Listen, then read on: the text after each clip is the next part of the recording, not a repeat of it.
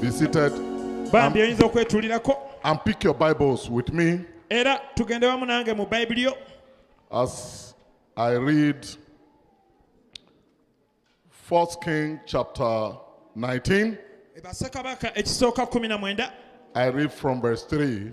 And I'm also going to read 1 Corinthians chapter 11. First of all, 1 Kings chapter 19 from verse 3. And when he saw that he arose, went for his life. That's talking about Elijah. And came to Beersheba, which belonged to Judah. And left his servant there. For he himself went a day's journey into the wilderness. And came and sat down under a juniper tree. And he requested for himself that he might die. And said, "It is enough now. Oh Lord, take away my life, for I'm not better than my fathers." And as he lay and slept under a juniper tree, behold, then an angel touched him. God will touch you today. And said unto him, "Arise and eat." And he looked, and behold, there was a cake baked on the coals, and a cruse of water at his head. And he did eat and drink, and laid him down again. And the angel of the Lord came again the second time and touched him and said, "Arise and eat, because the journey is too great for thee." And he arose and did eat and drink, and went in the strength of that meat 40 days and 40 nights unto Horeb, the mount of God. I read also John chapter 6. Just follow me. I read a few verses from verse 48. John 6, starting from verse 48. Just a few verses. I am that bread of life. Your fathers did eat manna in the wilderness and are dead. This is the bread which cometh down from heaven, that a man may eat thereof and not die. I am the living bread which came down from heaven. If any man eat of this bread, he shall live forever. And the bread that I will give is my flesh, which I will give for the life of the world. 1 Corinthians chapter 11. I read from verse 23. I will keep reading this particular scripture over and over again. But let's read a few verses now. For I have received of the Lord that which also I delivered unto you, that the Lord Jesus, the same night in which he was betrayed, took bread. And when he had given thanks, he broke it and said, "Take, eat, this is my body which is broken for you. This do in remembrance of me." And you know the rest of the story. On a final note, let me read Psalm 23, verse 5. Psalm 23, verse 5. Thou preparest a table before me in the presence of my enemies. And then thou anointest my head with oil. My cup runneth over. I want you to see here why tonight we will break the bread and you will take the Holy Communion first, and then we anoint you. And you see the two here. The scripture says in verse 5, thou prepared a table before me in the presence of my enemies. That's what we partake of the table of the Lord. And then anoint my head with oil. And after this, my cup. Whose cup will be running over here? I see your cup running over. In the name of Jesus. Now, pay attention to the few things I will say because of time. Note them and go and meditate. There are three important things that every believer must know and must practice for you to be living the overcoming life. You can't be partaking in these practices, these undertaking, what we call memorial undertakings. 3 memorial undertakings. You can't be participating in these 3 memorial undertakings, and then you will not live a memorable life. Those who partake of these memorial undertakings will live memorable lives. It's a pity that believers don't dig deep. But I just quickly tell you the 3 memorial undertakings that will help you in your Christian race. 3 of them. Of all the memorial undertakings, I will emphasize 3. There is the memorial undertaking of praying. You can hardly achieve anything memorable without praying. That's why Jesus said men ought always to pray and not to faint. Which means when you are not praying, you are fainting. We can say so much about prayer, but I believe that we should pray more than say a lot about prayers. It's a serious memorial undertaking, without which you can never live a memorable life. Then there is the second memorial undertaking of praises. Go through the scriptures. Wherever people undertake this memorial practice of praising God, something always happens. Acts of Apostles chapter 16. Acts of Apostles chapter 16. You see this memorial undertaking of prayer and praises. The devil cannot withstand the memorial undertaking of prayer and praises. When Jehoshaphat was surrounded by the enemies of Judah, he undertook the memorial undertaking of praises. And then you know what happened. But we can say a lot about that next time. And there is this very important memorial undertaking. The memorial undertaking. Memorial practice of taking the Holy Communion. Hey. Memorial undertaking. Memorial practice of taking the Holy Communion. That's why Jesus said, do this in memory of me. In memory of me. And wherever people have obeyed this injunction, wherever they have keyed in, wherever they have done this with their whole heart, something always happens. Exodus chapter 12. If you read Exodus chapter 12, you read from verse 12 to 36. Every other thing was done to free the Egyptians, to free the Israelites. But it didn't work until the Passover meal.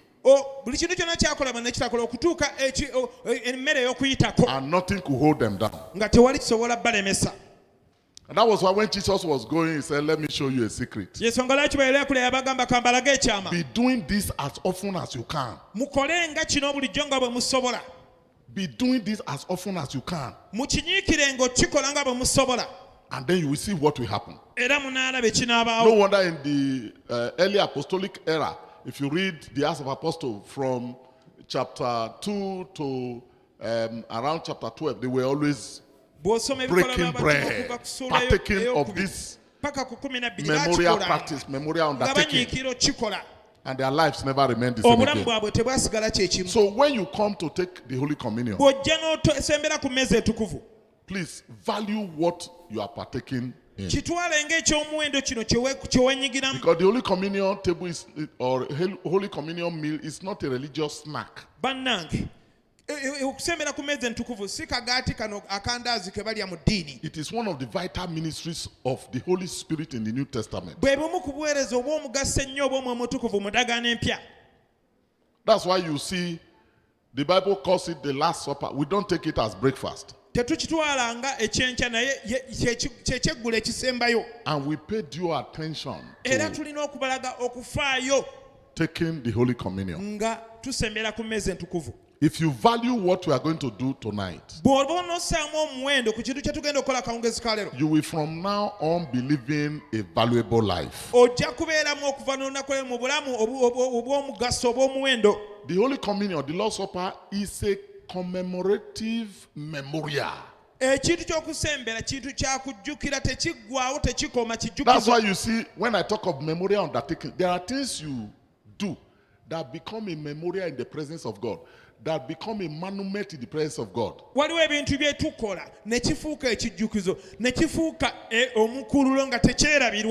remember Cornelius, who was doing one of the practices we may not have time to talk of today. Giving. The Bible says it became a memorial. And God had to send Peter, the chief of the apostles, to go and do something for him. I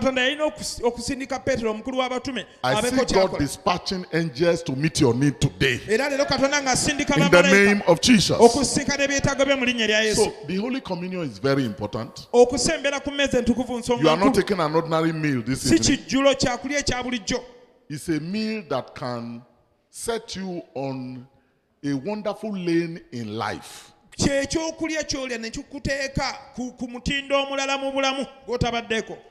why Jesus said, this bread is broken for you. This is my body which is broken for you. Time will fail us to talk about broken things. God makes very good use of broken things. That's why his body was broken for us. The Holy Communion has a meaning. It represents God's covenant with man. 1 Corinthians chapter 10 verse 16. It has a meaning. The Holy Communion. It's not a meaningless thing, it has a meaning. You can also read 1 Corinthians chapter 11 verse 25. The Holy Communion is a mandate. Not only having a meaning, it's a mandate. He mandated them to be celebrating it. Luke 22 verse 20. Luke 22 20. Exodus chapter 12 verse 6 to 11. Exodus 12, 6 to 11. Exodus. The Holy Communion does not have only a meaning and a mandate. The Holy Communion is a memorial. What we call commemorative memorial. 1 Corinthians chapter 10, 1 Corinthians chapter 11, verse 23 to 25. 1 Corinthians 11, 23 to 25. We eat the bread in memory of him.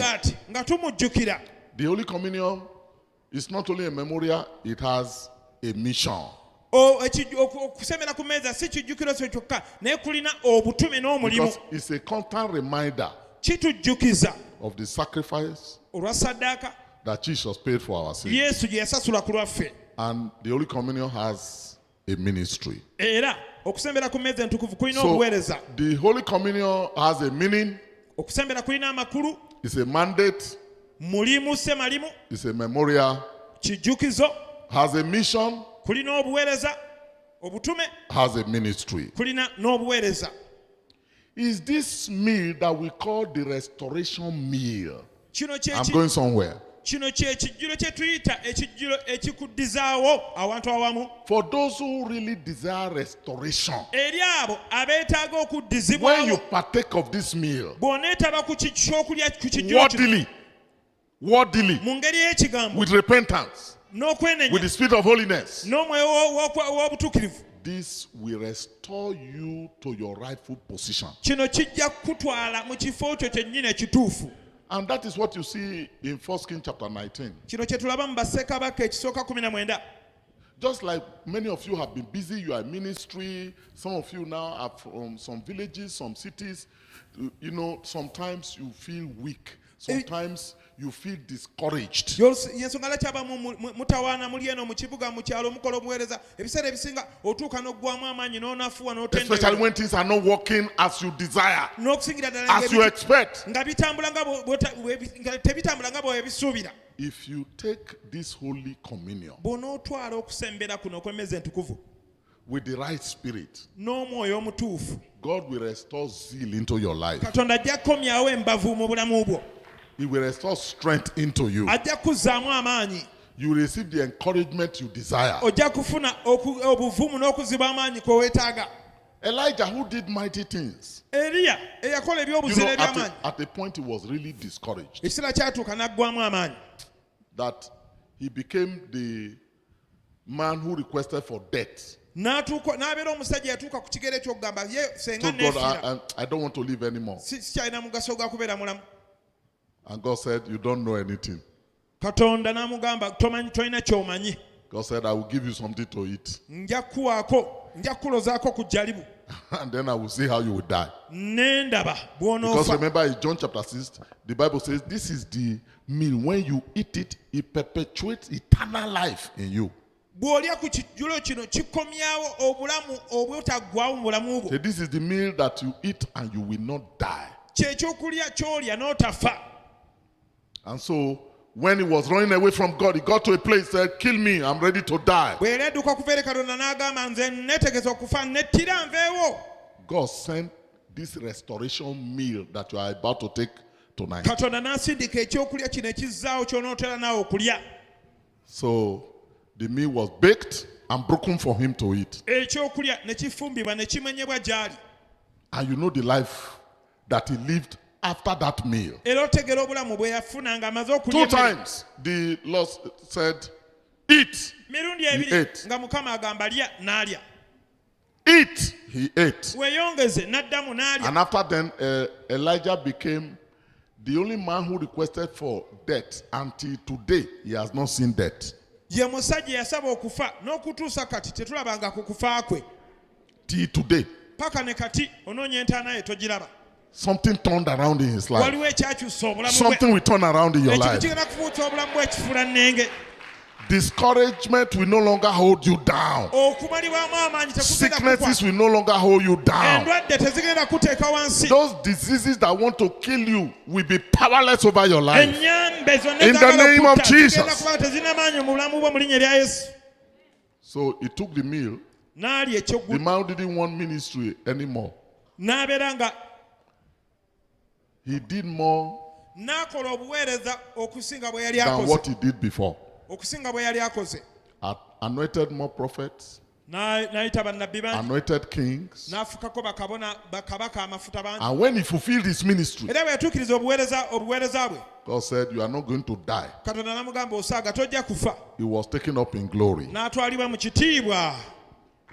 After this meal, you will become a high flyer. In the name of Jesus. So the meal that God gave Elijah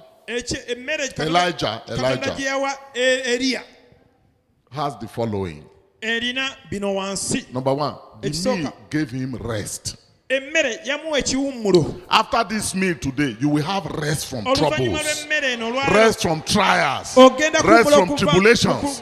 In the name of Jesus. Number 2. The meal gave him refreshment. Once in a while, we need to be refreshed. He was already tired and worn out, but he was refreshed. I pray for you that after this meal, you will have supernatural refreshment. In the name of Jesus. This meal gave him renewal. His spirit was renewed. This meal brought him recovery. He recovered from lost ground. This meal brought him restoration. This meal brought him revelation. Because God opened his eyes and showed him a lot of things. Go and read this. That 1 Kings chapter 19, if you read from verse 1 to 21, you will find all this there. And this meal brought him repositioning. Not only that, the encounter he received made him to eat the meal of God, the meal of grace. 1 Kings chapter 19 verse 7 to 8. The meal of gifts. Because after this meal, he exercised more gift, more strength, more abilities. 1 Samuel chapter 19 verse 8. And this meal was also a meal of growth for him. Because he became more mature. It was also a meal of greatness. He lived a greater life than the life he lived before. And see what will happen in your life. You find it in Psalm 71 verse 20. Psalm 71 verse 21. The Bible says, "Thou shalt increase my greatness and comfort me on every side."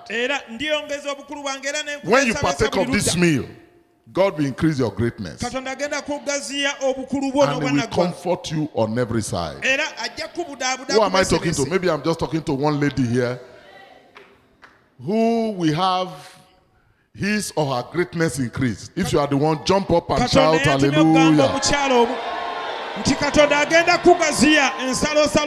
He will increase your greatness and comfort you round about. In the name of Jesus. So I like you to prepare to take this meal, because we are still going to have the anointing. I want you to prepare to take this meal. There are so many benefits and blessings that time will fail me to enumerate.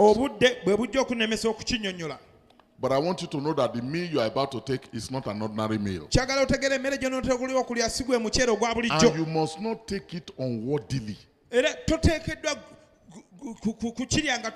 For example, when you take it with unforgiveness, or you take it with sin, you are taking it unworthily. And the Bible says those who take it unworthily, they become weak and many die spiritually. So why should you allow something that ought to give you life be giving you death? Why should you allow something that ought to give you strength be giving you weakness? So this is going to be the time for you to bow down your head and repent of your sin. And if you are here, you are not born again, I'd like you to rise up wherever you are. I will pray for you so that you partake of this Holy Communion with us after you have given your life to Christ. If you are not born again, don't partake of this Holy Communion. But if you are born again, you partake if you repent. You want to surrender your life to Christ? Rise up. You want to give your life to Christ so that you can eat the Holy Communion with us? You can rise up and I'll pray for you. But all others, bow down your head. Ask God to forgive you. And right now, forgive those that have offended you, that you have said you will not forgive. Forgive those that you are still bearing grudges against. Please forgive them. Don't allow what will give you strength, give you weakness. Don't allow the meal of life bring death to you. So ask God to forgive you. And tell him, Lord, I forgive so and so. I forgive so and so. I will not hold grudges in my mind anymore. Let this meal bring me strength. Let this meal bring me restoration, recognition, revelation, renewal, recovery, repositioning, rest, refreshment. Lord, please forgive me my sins. Cleanse me from unrighteousness. In the name of Jesus.